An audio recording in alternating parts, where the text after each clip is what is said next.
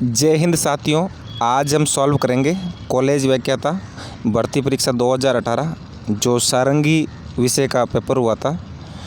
Paper 3 Rajasthan अध्ययन solve करेंगे।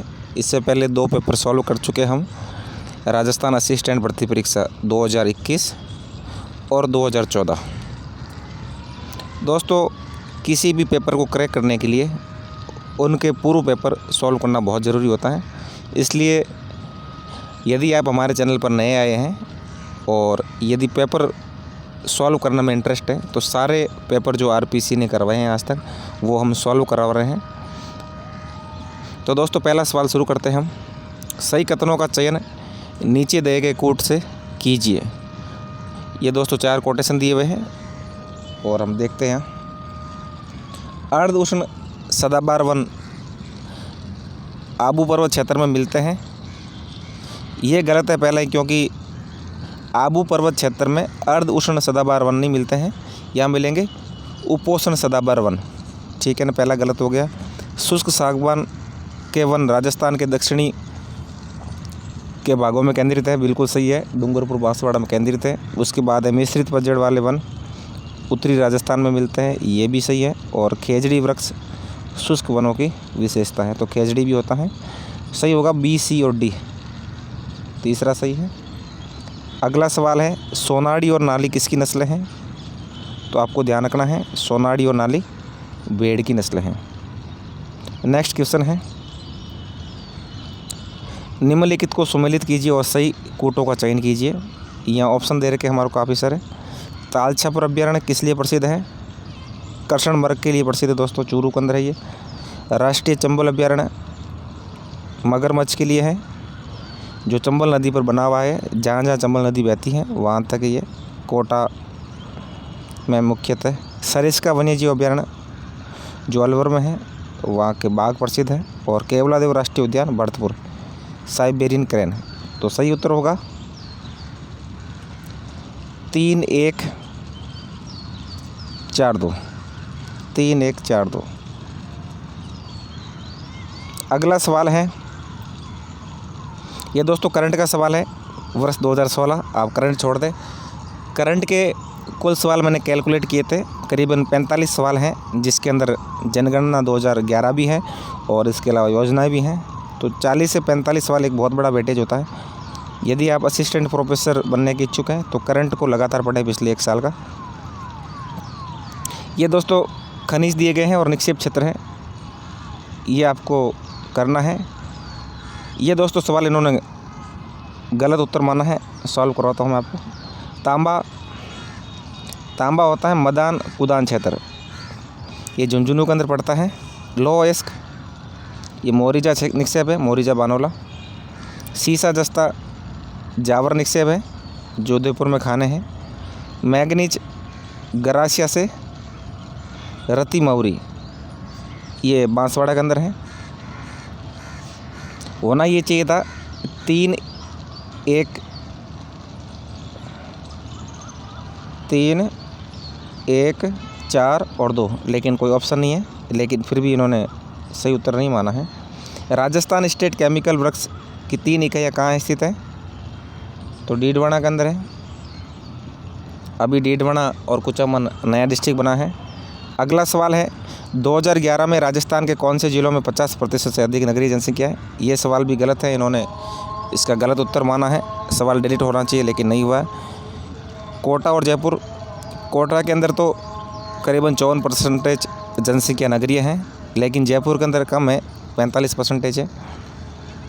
क्योंकि 19 लाख जनसंख्या थी कोटा की, उसमें से 10 लाख नगरीय जनसंख्या थी, और जयपुर की 66 लाख थी, उसमें से 30 लाख थी। तो अभी कोटा और जयपुर मान लें आप। राजस्थान के किस स्रोत से सर्वाधिक सिंचाई की जाती है? तो राजस्थान में सबसे ज़्यादा सिंचाई की जाती है वो कुएं और नलकूपों से की जाती है। अगला है, निम्नलिखित में से कौन से कारक राजस्थान में मरुस्थलीकरण के लिए उत्तरदायी हैं? वनों की कटाई बिल्कुल है, अति पशुचारण है, मृदा अपरदन है, बूंद बूंद सिंचाई नहीं है। बूंद बूंद सिंचाई तो फायदा करती है। सही उत्तर होगा ए, बी और डी,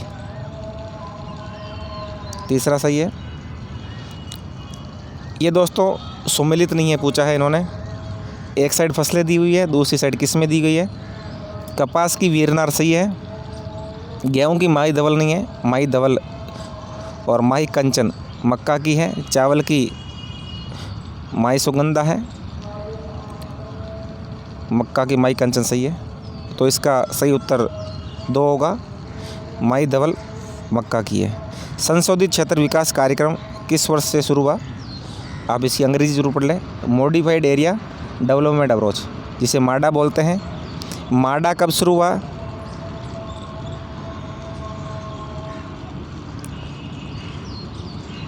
उन्नीस सौ 78-79, जो जनजातीय क्षेत्रों के विकास से संबंधित है। और शहरी क्षेत्र विकास कार्यक्रम की बात की जाए तो 74-75 होगा।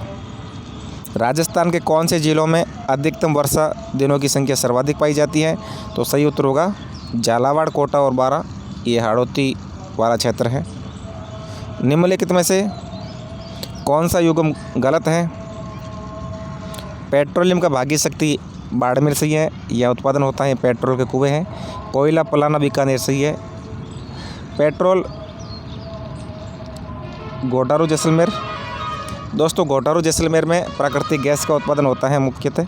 और कोयला बरसिंगसर बाड़मेर में नहीं, बीकानेर में। तो ये 2 युग्म गलत हैं, तीसरा और चौथा। शहरी विकास कार्यक्रम किस वर्ष प्रारंभ हुआ? ये सवाल डिलीट हुआ था, इसमें ऑप्शन नहीं है, मैंने आपको बताया था। शहरी विकास कार्यक्रम 1974-75।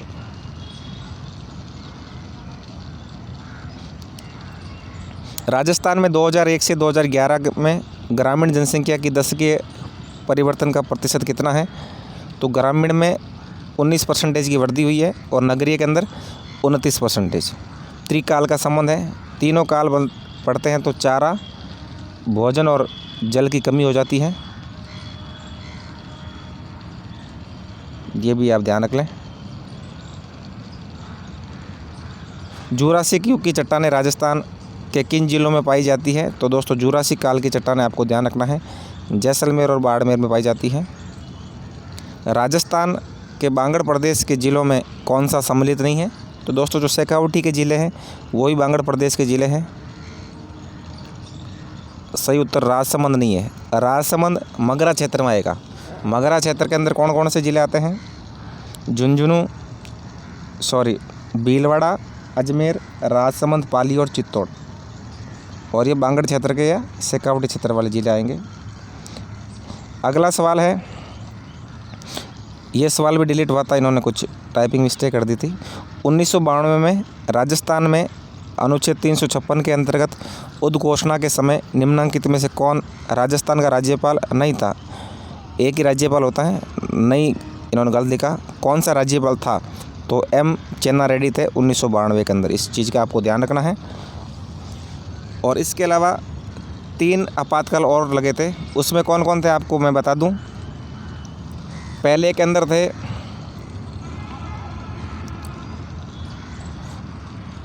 पहला 1967 में लगा था, और दूसरा 77, तीसरा 80। ये जो रघुकुल तिलक थे 1980 वाले आपातकाल में थे। और दरबारा सिंह भी नहीं थे, अंशुमान सिंह भी नहीं थे। राजस्थान के निम्नांकित राज्यपालों में से कौन लोकसभा अध्यक्ष भी रहे हैं? तो सही उत्तर होगा बल्दीराम भगत। इसके अलावा एक और थे,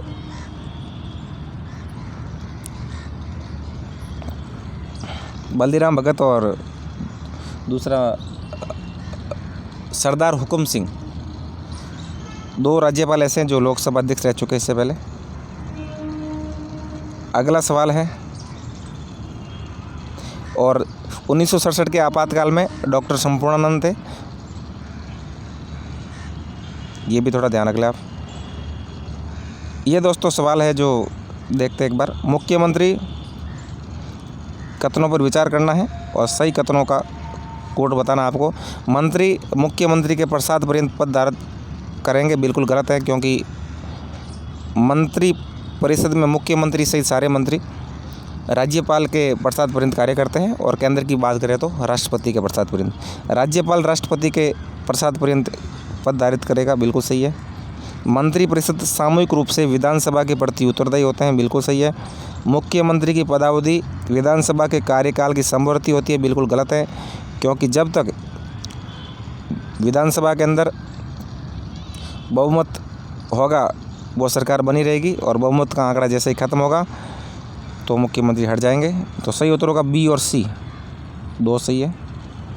नेक्स्ट क्वेश्चन है, स्पीकर की अनुपस्थिति में विधानमंडल द्वारा पारित किसी विधेयक को राज्यपाल को भेजे जाने से पहले निम्न में से कौन प्रमाणित करता है?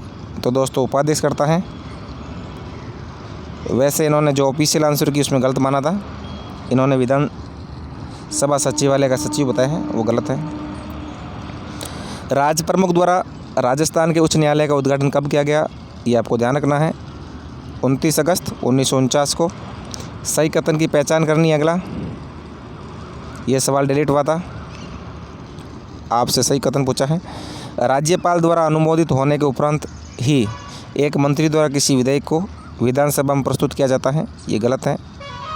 किसी राज्यपाल से अनुमोदन की कोई ज़रूरत नहीं पड़ती है, राज्यपाल के साइन तो विधेयक पारित होने के बाद होते हैं।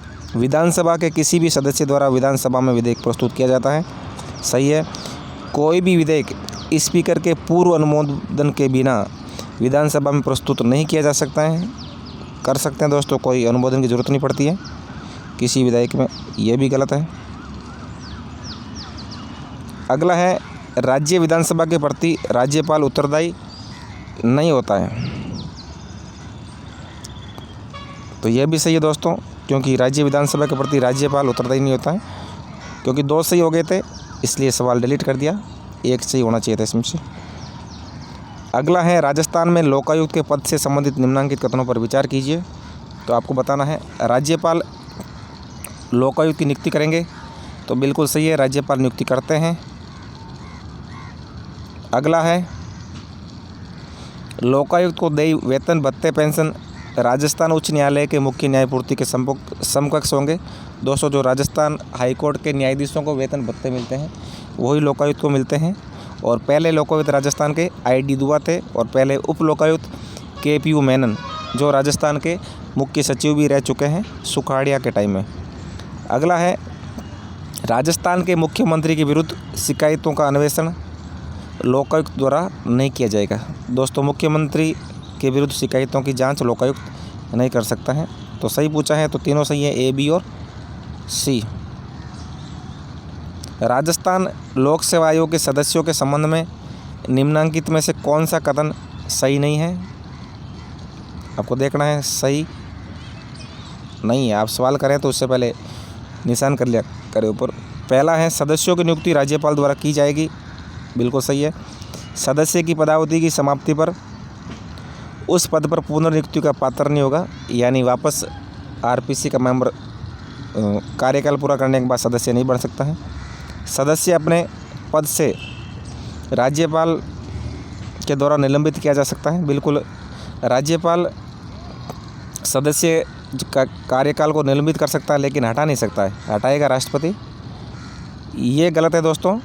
सदस्य अपने पद ग्रहण की तारीख से 6 वर्ष की अवधि तक, 65 वर्ष गलत लिखा है यहाँ, 62 वर्ष की आयु प्राप्त कर लेने तक जो भी पहले हो अपना पद धारण करेगा, तो दूसरा गलत हो गया।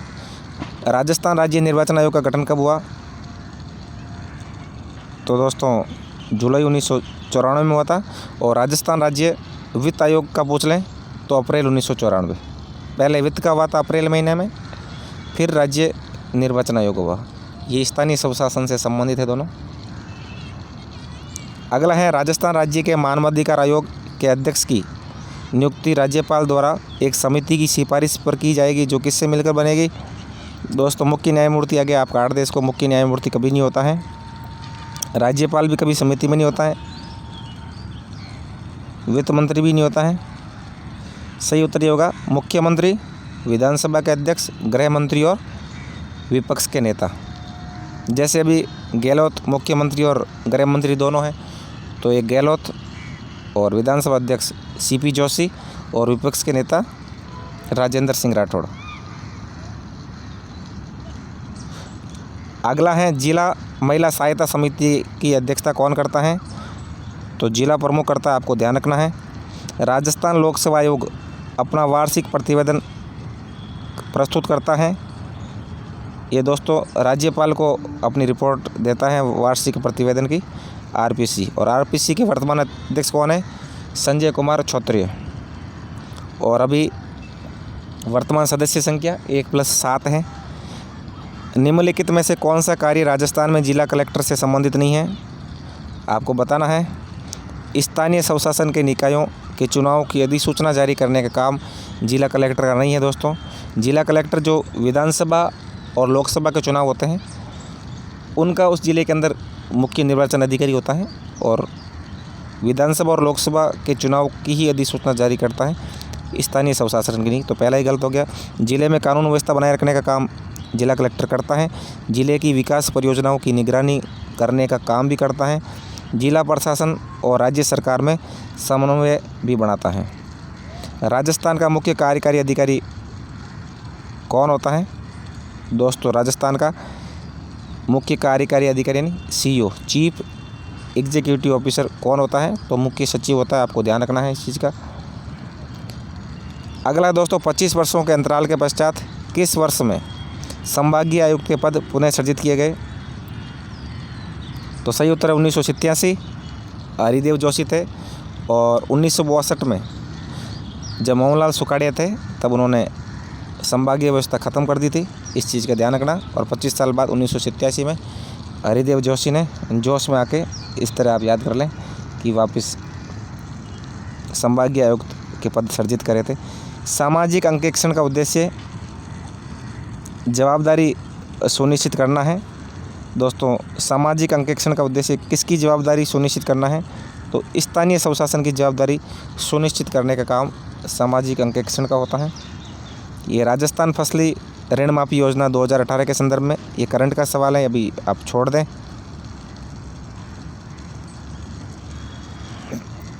किस समिति की सिफारिश पर राजस्थान विधानसभा राज्यपाल के अभिभाषण में निर्दिष्ट विषयों की चर्चा के लिए सामान्यतः समय नियत करेगी?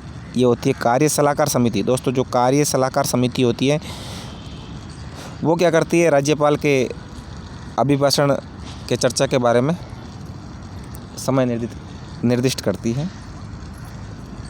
अगला सवाल है राजस्थान राज्य मानवाधिकार आयोग के किसी सदस्य द्वारा अधिकतम किस उम्र तक पद धारित किया जा सकता है? दोस्तों 70 वर्ष होता है। और राजस्थान राज्य मानवाधिकार आयोग जो संशोधन हुआ था 2006 के अंदर हुआ था। और राजस्थान राज्य मानवाधिकार आयोग की स्थापना की बात की जाए तो 18 जनवरी 2000 ईस्वी में हुई थी। और उसका जो अधिनियम आया था राजस्थान राज्य मानवाधिकार आयोग का 1999 का है। केंद्र सरकार जो केंद्रीय मानवाधिकार आयोग का 1993 में आया था। ये चीज़ आपको ध्यान रखनी है। राजस्थान में नगरपालिका चुनाव में एक निर्दलीय प्रत्याशी को नामांकन के लिए कितने प्रस्तावक आवश्यक है? दोस्तों 5 प्रस्तावक की ज़रूरत पड़ती है निर्दलीय को। और इसी तरह बात की जाए लोकसभा और विधानसभा चुनाव की तो निर्दलीय कैंडिडेट को 10 प्रस्तावकों की ज़रूरत पड़ती है। और कोई राज्य स्तरीय दल है और राष्ट्रीय स्तर का दल है तो उनको केवल 2 प्रस्ताव की ज़रूरत पड़ेगी लोकसभा और विधानसभा के अंदर। और इसका उत्तर 5 सही है। ये दोस्तों करंट का सवाल है। राजस्थान में राज्य के सकल घरेलू उत्पाद में वर्ष 2017-18 में चालू कीमतों पर कृषि क्षेत्र का योगदान, ये करंट का है, आप छोड़ दें इसको। 25% वैसे लगभग रहता है कृषि का। 2015-16 में राजस्थान में कृषि भू जोतों का औसत आकार कितना है? करंट का है, इसको छोड़ दें। अभी वर्तमान में कितना है वो आपको पढ़ना है। 2.73 हेक्टेयर था उसमें। ये भी देखिए करंट का सवाल है। 3 चालू योजनाओं के सम्मेलन में प्रधानमंत्री कृषि सिंचाई योजनाओं ने जन्म लिया। इन योजनाओं का नाम क्या था? इनका नाम था त्वरित सिंचाई लाभ कार्यक्रम, समन्वित जल ग्रहण प्रबंध कार्यक्रम और खेत पर जल प्रबंधन। ये योजनाएं थी। करंट का दोस्तों बहुत बड़ा पार्ट होता है, 40 से 45 सवाल आते हैं। बहुत बड़ा रोल होता है करंट का राजस्थान जीके से संबंधित। राजस्थान में निम्न में से किस परियोजना में प्रथम बार फव्वारा सिंचाई व्यवस्था को आवश्यक बनाया गया है? तो नर्मदा कैनाल सिंचाई परियोजना है जो मुख्यतः राजस्थान के जालौर ज़िले में सांचौर के अंदर है और कुछ क्षेत्र बाड़मेर के अंदर है। सोम कमला अम्बा सिंचाई परियोजना कहाँ स्थित है? ये डूंगरपुर ज़िले में स्थित है, इसका आपको ध्यान रखना है। ये दोस्तों करंट का सवाल है, आप अभी छोड़ दें। रीको की स्थापना से लेकर 2017 तक कितने औद्योगिक क्षेत्र स्थापित किए हैं? और ये फिर से करंट का सवाल है, रीको कृषि आधारित। ये दोस्तों फिर से देखो करंट का सवाल, आपको करंट अभी नहीं पढ़ना है क्योंकि ये पर्सन में करंट काम नहीं आएगा आपको। दिसंबर 2017 के अंत में राजस्थान में ऊर्जा की प्रस्तावित क्षमता कितनी थी? देखिए दिसंबर 2017 पूछा है। अभी दोस्तों करीबन 23,000 मेगावाट की उत्पादन क्षमता हो गई है 2021 की, जो लेटेस्ट आंकड़े आए हैं 2021 के, अभी 22 के आंकड़े नहीं आए हैं। 23,900 कुछ है ऐसी ऊपर। ये सवाल भी करंट का है, आप छोड़ दें। प्रधानमंत्री मुद्रा योजना के अंतर्गत किशोर उत्पाद में ऋण राशि वैसे 50,000 से 5 लाख तक है। ये दोस्तों पालनहार योजना आप देख लें, क्योंकि ये योजनाएं पुरानी भी पूछते हैं सिलेबस के अंदर। निम्न में से किस श्रेणी के बच्चे पालनहार योजना के अंतर्गत लाभ पाने के पात्र हैं? अनाथ बच्चे, मृत्युदंड अथवा आजीवन कारावास प्राप्त माता पिता के बच्चे, तलाकशुदा या परित्यक्ता या पुनर्विवाहित विधवा माता के बच्चे, और विशेष योग्यजन माता पिता के बच्चे। ये सारे सही है, ABCD। और इसमें जो राशि होती है 2100 से 2500 के लगभग होती है पालनहार योजना का, अलग अलग कैटेगरी के अंदर। ये देखिए करंट का सवाल है, वैसे अभी कुछ चेंज हो गया है। 13 फरवरी 2019 को विधानसभा में मुख्यमंत्री द्वारा दिए गए बजट वक्तव्य के अनुसार 75 वर्ष और उससे अधिक आयु के सभी पात्र लघु और सीमांत किसानों को कितनी मासिक पेंशन है? उसमें 1000 थी, अभी बजट 2023 में फिर से बढ़ा दिया है, अभी 1500 रुपये कर दी है इनकी पेंशन। और न्यूनतम पेंशन की बात की जाए, जो 55 साल महिला और 58 साल पुरुष को मिलती है, वो 1000 रुपये कर दी। अब 1000 रुपये से कम पेंशन नहीं है, लेकिन 75 साल से ऊपर 1500 रुपये कर दिया। निःशुल्क दवा योजना, ये करंट का सवाल, अभी छोड़ दें। और वैसे निःशुल्क दवा की बात की जाए 971 प्रकार की दवा वर्तमान में मिलती है।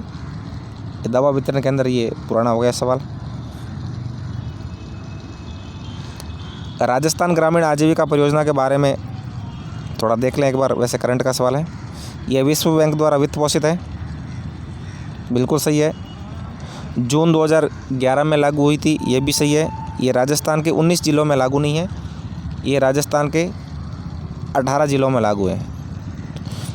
और इसका मुख्य उद्देश्य ग्रामीण गरीबों, विशेषकर महिलाओं और उपेक्षित समूह का सशक्तिकरण करना और उसको आर्थिक अवसरों की उपलब्धता बढ़ाना है। तो देखिए ये 2011 की योजना है। पुरानी योजनाएं जितनी भी हैं आज तक जो महत्वपूर्ण योजना है उनके सवाल पूछे जाते हैं अभी भी। अंत्येष्टि अनुदान योजना छोड़ दे, करंट का ये सवाल फिर भी 2017 का पूछा है, अभी वर्तमान का देख लें आप। राजस्थान को दिसंबर 2017 में सर्वाधिक ऊर्जा की प्राप्ति हुई है। तो दोस्तों थर्मल राजस्थान में करीबन 56% जो उत्पादन होता है तापीय ऊर्जा से होता है, वर्तमान में भी तापीय ऊर्जा ही है। प्रोजेक्ट और फंडिंग एजेंसी आप थोड़ा देख लें। देखिए Japan Jaipur metro rail line face B परियोजना की बात की जाए तो जयपुर मेट्रो का आपको ध्यान रखना है कि जो जापान अंतर्राष्ट्रीय एजेंसी है इसकी ये, और जयपुर से मिल गया ये। दूसरा miniature poverty western Rajasthan IFAD है।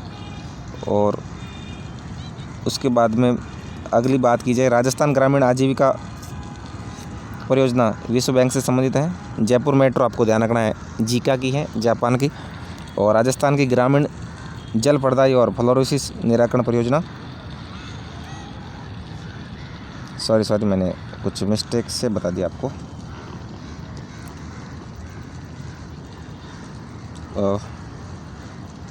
इसका एक AC विकास बैंक होगा। राजस्थान ग्रामीण जल प्रदाय और फ्लोरोसिस निराकरण परियोजना AC विकास बैंक की है। और बाकी सही बताया मैंने। जयपुर मेट्रो जापान अंतर्राष्ट्रीय सहयोग एजेंसी की है।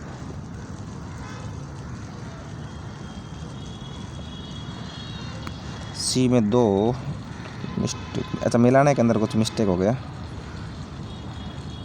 सी के अंदर 2 देखिए, हाँ सही है, बिल्कुल कोई गलत नहीं है। नेक्स्ट क्वेश्चन है ये दोस्तों, ये भी देख लें। राजस्थान राज्य में किस श्रेणी के विद्यार्थियों को सिविल सेवा परीक्षा उत्तीर्ण करने और राष्ट्रीय स्तर के इंजीनियरिंग और मेडिकल कॉलेजों में प्रवेश लेने पर अनुप्रति योजना के अंतर्गत प्रोत्साहन राशि मिलती है? आप देख लें। अनुसूचित जाति, अनुसूचित जनजाति और विशेष पिछड़ा वर्ग को तो मिलता ही है। अन्य पिछड़ा वर्ग और सामान्य श्रेणी के गरीब रेखा के नीचे जो व्यक्ति है उनको भी मिलता है। विशेष योग्यजन को मिलता है। और अल्पसंख्यक वर्ग है जैसे मुस्लिम हो गया, सिख, क्रिश्चियन, बौद्ध, पारसी, जैन, इनको भी मिलता है। तो सही उत्तर होगा A, B, C, D। Rajasthan सरकार की गैर कर राजस्व प्राप्तियों में निम्न में से किस मद को सम्मिलित नहीं किया जाता है? तो इसको आप देख ले थोड़ा सा। तो भू राजस्व प्राप्तियां हैं, इनको गैर कर राजस्व प्राप्तियों में शामिल नहीं किया जाता है। और कौन कौन सी शामिल है? पेट्रोलियम से रॉयल्टी भी है, ब्याज प्राप्तियां हैं और लाभांश व लाभ भी है।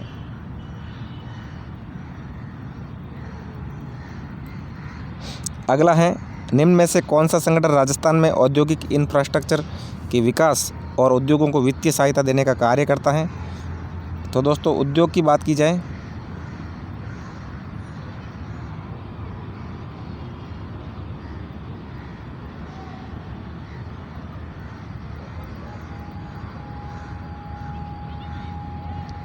यह अगर राजस्थान राज्य औद्योगिक विकास और विनियोग निगम, Rajasthan state industrial development and investment corporation सही है इसका। ये वृद्ध कृषकों से संबंधित सामाजिक सुरक्षा पेंशन योजना जो राज्य सरकार प्रदान करती है 2019 की, वैसे अभी चेंज हो गया, अब एक बार फिर देख लें। 75 वर्ष की उम्र के बाद लघु और सीमांत कृषकों को 1000 रुपये की मासिक पेंशन, ये अभी 1500 कर दिया है। और 55 वर्ष महिला और 58 वर्ष पुरुष कृषक को 750 रुपये मिलते थे, अब 1000 रुपये कर दिए। ये सवाल रिपीट हुआ वापस से, ये करंट का सवाल है, आप छोड़ दें इसको। ये भी करंट का है। हुकुमचंद पाटीदार को पद्मश्री वैसे परंपरागत जैविक खेती के लिए मिला है, अभी आपको 2023 का पढ़ना है। ये भी करंट का है, आप छोड़ दें। ये भी करंट का है। 63वां भी आपको नहीं देखना है, नीचे मैं आपको ले चलता हूँ। यह भी करंट का है। प्राचीन बंदूकें चोरी हो गई, माउंट आबू है वैसे तो। ये देखो कितने करंट के सवाल है, शायद 78 तक करंट के हैं। वैसे ये आपको बता दूं, राजस्थान हाईकोर्ट ने अति पिछड़ा वर्ग को 5% आरक्षण मामले में राज्य सरकार के निर्णय को जिस परीक्षा के संबंध में खारिज किया वो नीट के संबंध में किया है। वैसे करंट का सवाल है, कोई मतलब नहीं अभी पढ़ने का। रेस भी छोड़ दें आप। रेस की फुल फॉर्म वैसे resource assistance to college excellence होता है, लेकिन अभी आपका काम नहीं आएगा ये। राजस्थान के मुख्य निर्वाचन अधिकारी पूछा है, ये सारे चेंज हो गए। अभी वर्तमान में है राजस्थान के मुख्य निर्वाचन अधिकारी, दोस्तों बताएं तो आपको प्रवीण गुप्ता है, आपको ध्यान रखना है। और मुख्य निर्वाचन आयुक्त की बात करें तो मधुकर गुप्ता है। दोस्तों मुख्य निर्वाचन अधिकारी होता है जो राजस्थान राज्य निर्वाचन आयोग का सचिव स्तर का अधिकारी होता है, जो IAS रैंक का अधिकारी होता है। यह भी करंट का है। प्लग एंड प्ले फैसिलिटी,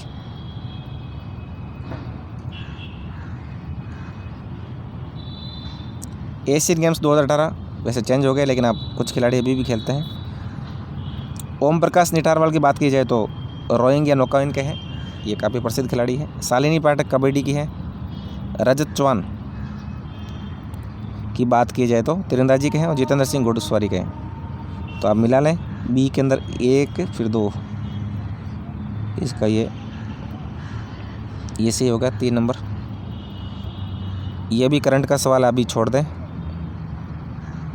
ये दोस्तों जो रेणुका परियोजना ये देख ले थोड़ा आप।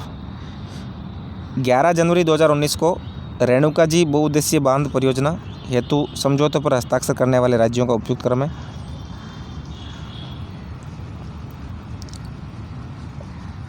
हरियाणा, राजस्थान, उत्तर प्रदेश, उत्तराखंड। एक मिनट, राजस्थान, पंजाब, हरियाणा और उत्तराखंड है।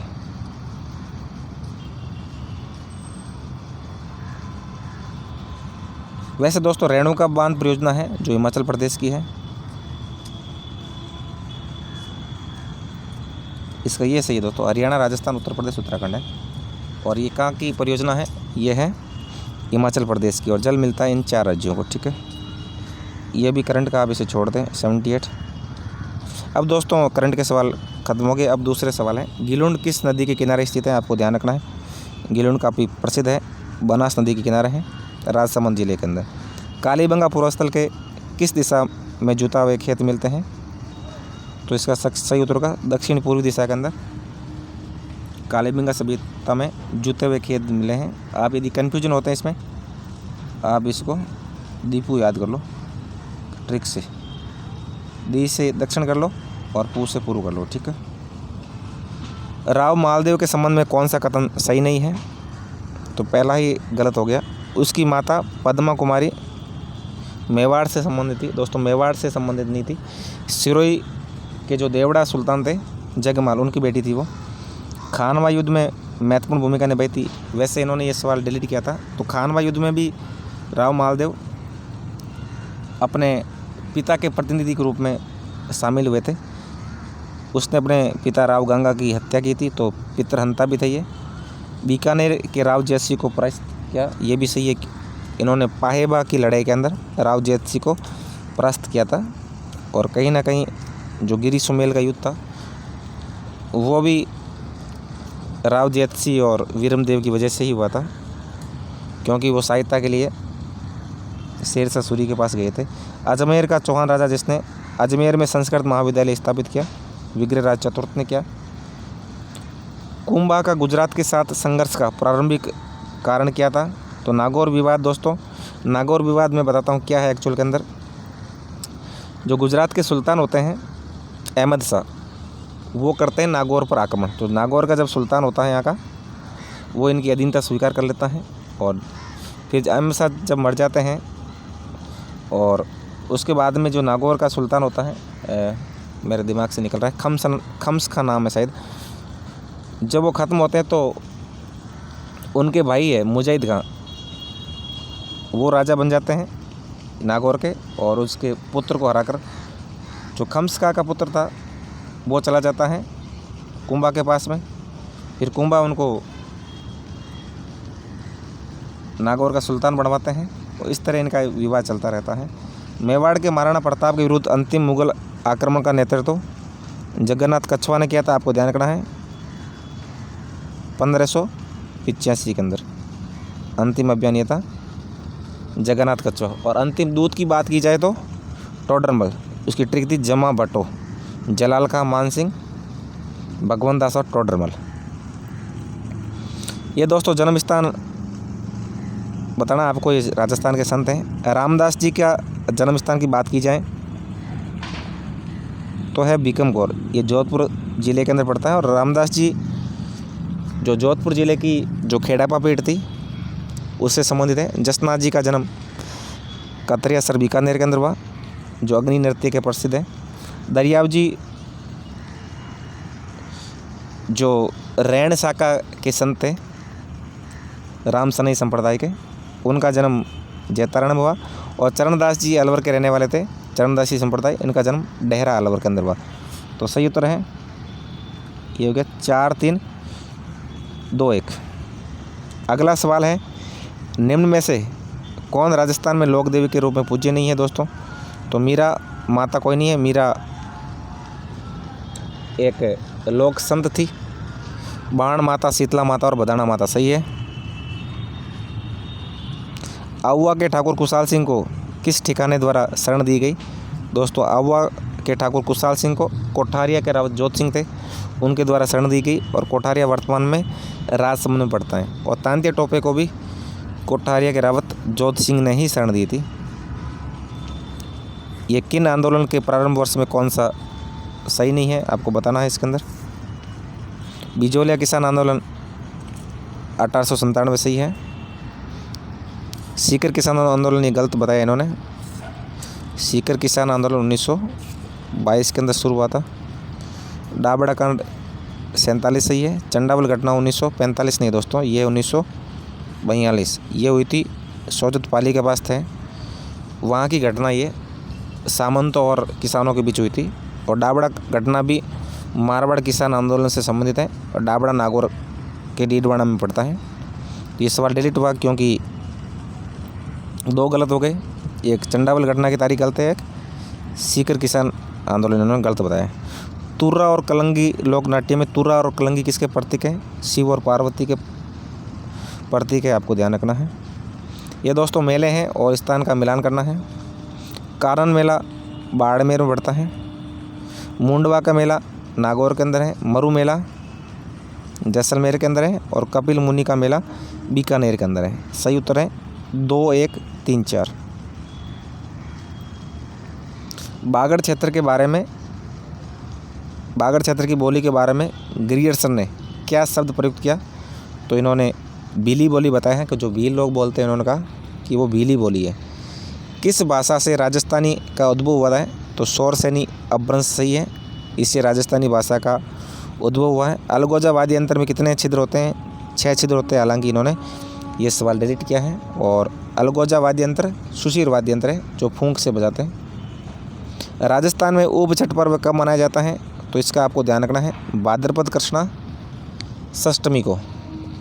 ऊब छठ हमेशा भाद्रपद महीने में आती है और कृष्ण पग यानी भादवे की अंधेर पग की बात है ये।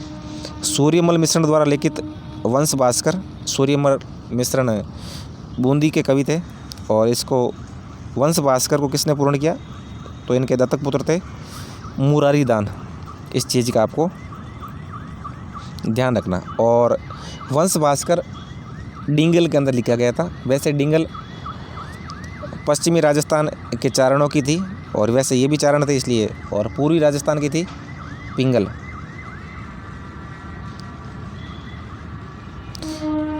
निम्नलिखित में से कौन सा एक उपन्यास रांगई राघव द्वारा लिखित नहीं है? तो मिट्टी का कलंक नहीं है दोस्तों। मिट्टी का कलंक किसका है? यादवेंद्र शर्मा का है। मुर्दों का टीला, कब तक पुकारूं और सीधा साधा रास्ता, ये रांगई राघव की रचना है, उपन्यास है। निम्नलिखित में से कौन सा एक लोकगीत राजस्थान के पर्वतीय क्षेत्र का नहीं है? कुर्जा दोस्तों पूरे राजस्थान में गाया जाता है अपने प्रियतम की याद के अंदर। कुर्जा को बोलते हैं कि आप संदेश ले जाओ। पटेलिया, बिच्छू और लालर पर्वतीय क्षेत्र के। राजस्थान पर्यटन विकास निगम की स्थापना कब की गई? 1 अप्रैल 1979 को, जिसे RTDC बोलते हैं, Rajasthan tourism development corporation limited. ये सवाल दोस्तों देख लिए। वैसे ये सवाल भी इन्होंने डिलीट किया है, पता नहीं क्यों क्या है। लसाड़िया पठार जयसमंद झील के पूर्व में स्थित है। वैसे लसाड़िया पठार जयसमंद झील के उत्तर पूर्व के अंदर है। नागपाड़ मध्य अरावली का सर्वोच्च शिखर है। सर्वोच्च नहीं दोस्तों, सर्वोच्च शिखर मध्य अरावली का गोरमजी है, फिर तारागढ़ है, फिर नागपाड़ 3 नंबर है। आप यदि ट्रिक से करें तो गोरामजी पहले नंबर है और दूसरा तारागढ़ है, फिर नाग है। गोतान करके ऐसी ट्रिक बना लें आप, सही हो जाएगा। 56 का मैदान प्रतापगढ़ और चित्तौड़गढ़ जिलों के मध्य, ये भी गलत है दोस्तों। 56 का मैदान है प्रतापगढ़ से, ये बांसवाड़ा आएगा, चित्तौड़ के बीच नहीं है। शिवपुर घाट और बर अरावली के दर्रे, ये भी सही है, तो सही उत्तर होगा। वैसे ए और डी होना चाहिए, वैसे डिलीट किया है। राजस्थान के किस प्रदेश में वर्टी मृदा मिलती है? वर्टी या वर्टी सॉल कहते हैं हम। ये हाड़ौती के पठार मिलती है। कोटा, बूंदी, बारा, झालावाड़ जिले के अंदर। दोस्तों ये था आज हमारा राजस्थान असिस्टेंट प्रोफेसर सारंगी भर्ती का पेपर। अब हम दूसरा पेपर सॉल्व करेंगे जो टेक्निकल यूनिवर्सिटी के लिए राजस्थान असिस्टेंट भर्ती का जो पेपर हुआ था 2020 के अंदर, उसका एक पेपर सॉल्व करेंगे। इस तरह हमारे कुल 4 पेपर हो जाएंगे। आपको मेरा वीडियो कैसा लगा है? आपको यदि मेरा वीडियो अच्छा लगा है तो चैनल को लाइक करें और अभी तक सब्सक्राइब नहीं किया है तो सब्सक्राइब करें और अपने दोस्तों के साथ अधिक से अधिक शेयर करें। आज के लिए बस इतना ही। जय हिंद, जय भारत।